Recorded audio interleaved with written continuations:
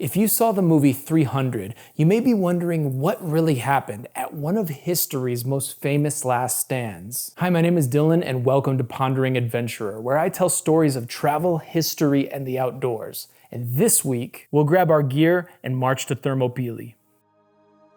Before we begin, I'd like to open with a quote by Nicolas Gomez Davila. "The enemies of myth are not the friends of reality, but of triviality." I might add that regardless of how much mythos surrounds a story, great deeds passed down to those who need to hear them are anything but trivial.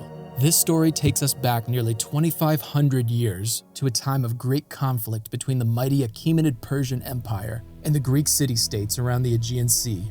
In 499 BC, Greeks, or Hellenes as they're called, that were living under the rule of Persian-appointed tyrants, revolted. Encouraged by aid from Athens and other city-states, the Greek rebels began expelling tyrants and retaking cities around the eastern Aegean. By 493, however, the might of the Persian army under King Darius I crushed the Ionian Revolt, as it's called, and they began planning their revenge. In 490, a Persian fleet sailed for Athens to punish them for their role in the revolt. They landed at Marathon, about 25 miles from Athens, and a Greek force met them there. The battle was a resounding victory for the Greeks, and the surviving Persians sailed back east with their tails between their legs. 10 years later, in 480 BC, King Darius' successor Xerxes would seek Persian revenge against the Hellenes. Xerxes, with a massive army between 80,000 and 200,000 men strong, crossed the Hellespont and invaded Greece. His ambassadors sent requests of earth and water to all the Greek city-states, some fearing his reprisals, or preferring Persian rule to other city-states, capitulated. Out of those that did not, the two largest and most prominent were Athens and Sparta. With the Persian army moving south, the Greek resistance came up with a game plan. A force of heavy infantry, or hoplites as they're called, made up of small contingents from each city-state, were to march north and hold the Persians at a choke point. This expedition would be led by one of the kings of Sparta, Leonidas, 17th in the Aegean line, whose mythic origins are traced back to Heracles himself. The ancient name for Sparta's territory in the southern Peloponnese was Lacedaemon, and its fighting men, Lacedaemonians. Lacedaemonian leadership in military affairs was common in ancient Greece, and their skills, not just as fighters, but also as leaders, was famous around the ancient world. Plutarch says, "It was not ships or money or hoplites that these other Greeks would ask Sparta to send them, but just a single Spartiate commander. Once they obtained him, they would treat him with respect and awe, as the Sicilians and Chalcidians treated Spartan leaders Gylippus and Brasidas." Under King Leonidas' command were fighting men from the Tegeans, Mantineans, Arcadians, Corinthians, Phliasians, Mycenaeans, Thesbians, Thebans, Locrians, Phocians, and famously, 300 fellow Spartans. All for a total force between 5,000 to 7,000 strong. The fastest road south ran along the coast, as Thessaly is extremely mountainous. At one of the most narrow sections along the route is a hot spring, hence the name Thermopylae, or Hot Gates. And here was a wall built in between the Malian Gulf and Mount Caladromo. The wall was built by the Phocians to impede their northern neighbors in Thessaly. This is the location Leonidas and his men took up defensive positions. The Phocian wall was in ruin, but after a few repairs, the Greeks were ready. Xerxes waited several days, expecting the small force to retreat. His scouts reported that the Greek force was occupying the wall and most were not visible behind it. However, they reported that the Lacedaemonians were visible, and they observed them in front of the wall exercising in the nude and caring for their hair. Xerxes was perplexed and amused by the behavior of these Lacedaemonians. According to Plutarch, he's rumored to have sent a message to King Leonidas to deliver over their weapons, to which the Spartan king is supposed to have replied, "Molan labe," come and take them. Herodotus, who's our main source for these events, says that Xerxes was warned about these sorts of behaviors by one of his companions. This companion in question would know, as he's none other than Demaratus, a former Spartan king who was exiled and fled to Asia. Demaratus is said to have told Xerxes, "These men have come to fight us for the pass, and they are getting ready to do just that. It is their custom to do their hair when they're about to risk their lives." Xerxes, angered at the Greek defiance, sent in his Median and Scythian troops. The difference between Greek hoplites and Persian light infantry was evident right away. The Persians with light armor, wicker shields, and short spears were being torn to pieces by the Greeks with their heavy armor, thick shields, and long spears. Surviving Medes and Scythians retreated to the Persian lines after being thoroughly mauled by Leonidas' smaller force. Taking their place, though, was the Immortals, Xerxes' veteran troops, commanded by one of his top generals, Hydarnes. The Immortals rushed headlong into the Greek position. The Lacedaemonians, however, had a surprise for them. They would turn and pretend to flee from the charging Persians, and as the gap closed, flip back at a moment's notice and cut their enemy to pieces. Between the confined space of the pass, fighting with shorter spears, and facing the discipline and fighting prowess of the Lacedaemonians, Xerxes' crack troops fared no better than his Medes and Scythians. After the Persian retreat, day one was over, and as Herodotus says, the Greeks made it quite clear that they were the experts and that they were fighting against amateurs. Greek morale that night was undoubtedly high. On the morning of day two, the Persian consensus was that the Greek defense would start to crack due to their lack of numbers combined with the casualties they took the previous day. Xerxes began sending waves to attack them. However, it was the same result. The units from each Greek city-state rotated to the front, and as such, the Persians were running up against fresh spears. Perplexed at what to do, Xerxes ordered a retreat. Each day that he spent held up at Thermopylae was another day of men and resources lost, and more time for the rest of Greece to prepare. Ironically, the stroke of luck that he needed would come directly from a Greek. On that second day, Xerxes received an invitation to meet with a local Malian man named Ephialtes, son of Eurydamas. He was delighted to hear from Ephialtes that a mountain path existed, which could be taken up over the mountain to the rear of the Greek position. At dusk, Xerxes sent Hydarnes and his Immortals to the mountain path with Ephialtes as their guide.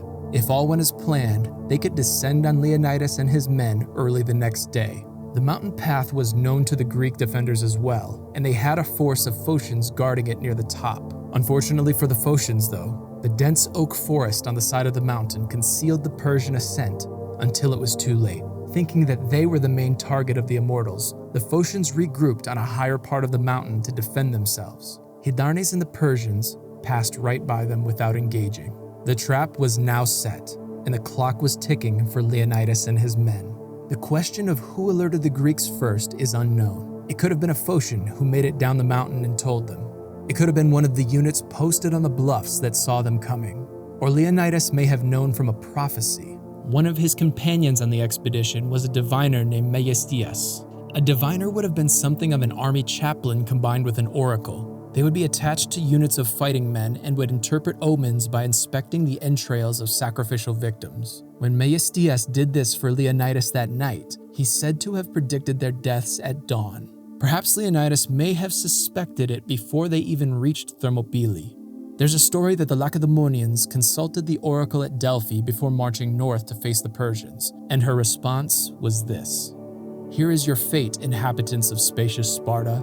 Either your great and glorious city will be destroyed by men descended from Perseus, or that will not be, but the borders of Lacedaemon will mourn the death of a king descended from Heracles. For neither the might of bulls nor that of lions will check the foe head-on, since he has the might of Zeus. Nor, I declare, will he be checked until one of the two has been thoroughly rent asunder." In other words, either a Spartan king will fall, or Sparta herself will fall. One way or another, King Leonidas learned of the Immortals passing over the mountain. To give a bit of context on what the Lacedaemonian king's decision would be next, I'll take a few excerpts from Plutarch on the Spartans.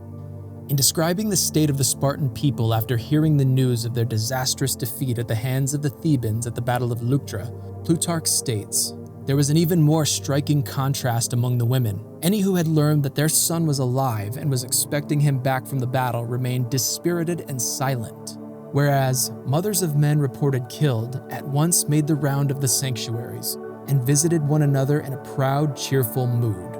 He also says of the Lacedaemonian sense of fear that they honor fear, not as something harmful like the supernatural powers they seek to ward off, but because in their opinion, the state is held together above all by fear, and the men who are most cowardly before the law are the boldest in front of the enemy.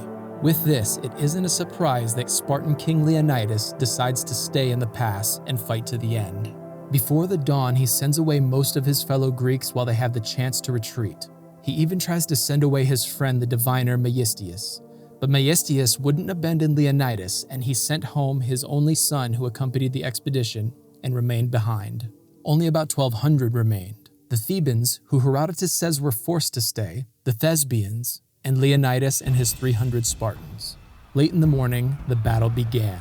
With Ephialtes, Hydarnes, and the Immortals still on the descent from the mountain path, Xerxes advanced, and so did Leonidas. This time, Leonidas decided to meet the Persians beyond the wall, in the wider part of the pass. He did this to utilize more of his men at the same time. The two sides met, and the Greeks, knowing their fate, fought, leaving nothing in reserve. The Spartan king himself was in the thick of the fray.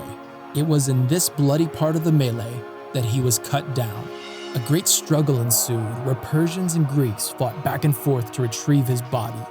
The sheer ferocity of the Greeks allowed them to succeed in taking their king's body behind the line. As the fighting raged, though, word reached the Greeks that the Immortals had descended from the pass and were drawing close to the rear of their position. They made a quick decision to retreat behind the wall once more and regroup on a spur in front of the mountain.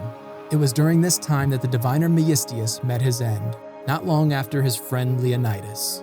It was also at this time that, according to Herodotus, the Thebans saw their chance to break from their Greek counterparts. Before the battle, the Lacedaemonians questioned where Theban loyalties would lie, and so they were forced to march to Thermopylae. Herodotus says, when the Greek defenders were falling back behind the wall to the spur, the Thebans went forward with their arms out in surrender, and they shouted to the Persians, telling them that they had been forced to fight and wanted to side with Xerxes all along. The story goes that some were taken and some were cut down anyway. The last of the Greek defenders were now trapped on the hill. If they had lost their spears in the fighting, they were down to their swords. And if they had lost their swords as well, then they were fighting with knives, hands, and teeth, as Herodotus mentions. There's a legend that one of the bravest of the battle, a Lacedaemonian named Dionysius, was warned that the Persian arrows would hide the sun, to which he responded, "Then the battle will be in the shade." They fought with unmatched ferocity, but ultimately, under a hail of missiles, those last remaining Greek warriors perished on that hill.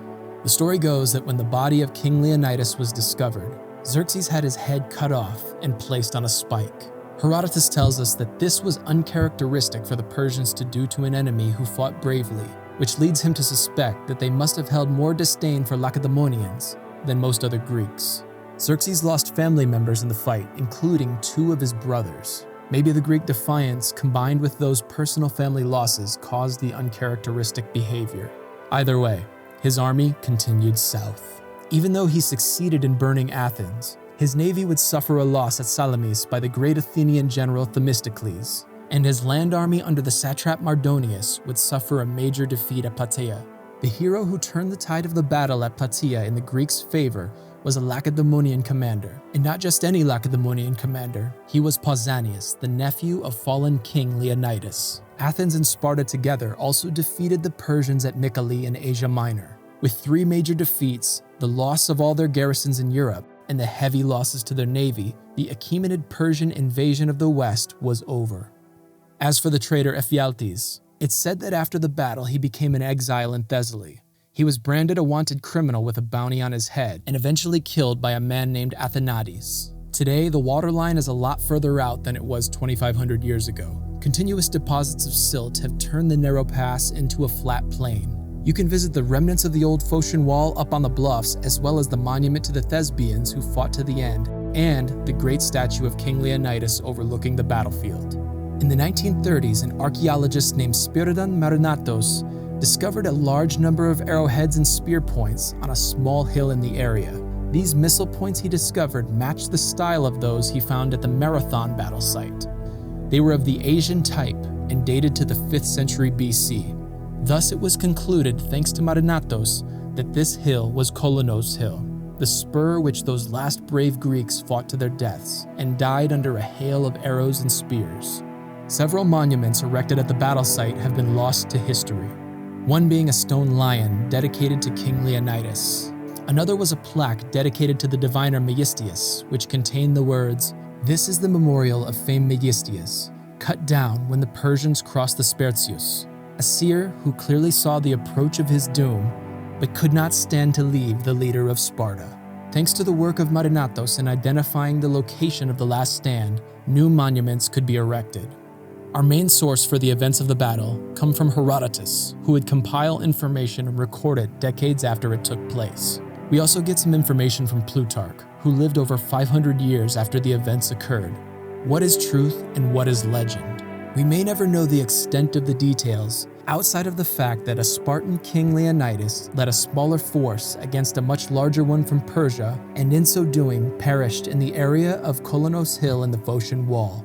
One might be quick, especially in our time, to relegate the story as an ancient myth of little value. I disagree, however. Aside from the findings at the Phocian Wall and artifacts at Kolonos Hill, we also have consistencies in behavior. Many ancient sources tell us about the Lacedaemonians, for example. We know they were not only excellent fighters, but were the premier choice for military leadership.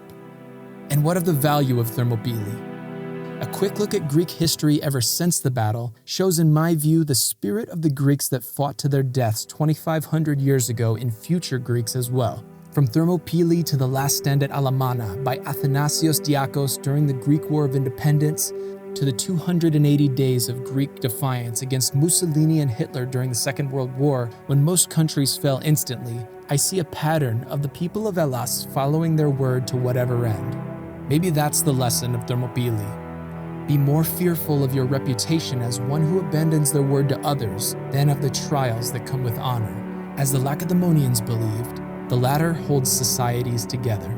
One of those monuments rebuilt at the battlefield in our time is a plaque at the top of Kolonos Hill where the last defenders perished. On it is an epitaph from the ancient poet Simonides. I'd like to end this video by sharing it with you. Go tell them in Sparta, stranger passing by, that here, according to their word, we lie. Thank you for watching. If you enjoyed this, please consider subscribing to the channel, and I'll see you on the next one.